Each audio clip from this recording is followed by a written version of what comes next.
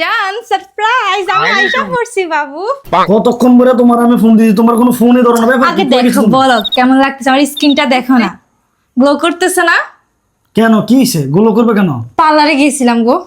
তুমি শুধু Facial- শুধু, আমি তোমার বলি যে তুমি শুধু শুধু টাকা নষ্ট করো না, শুধু শুধু টাকাগুলো নষ্ট করছো। গ্লো করতেছে কিনা আগের বলো। থেকে আরো বাজে লাগতেছে।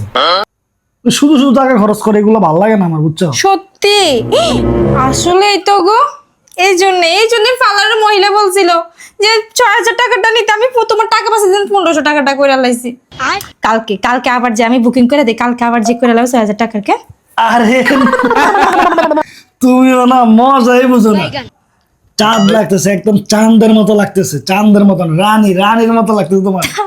আমি তো তোমার প্রথম দিকে চিনতেই পারি না, কি আমার বউ নাকি রানী।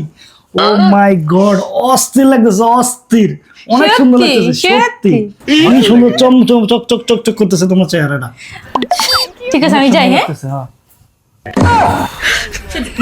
বাবা, ৬,০০০ টাকা বাঁচাইছে, আল্লাহ।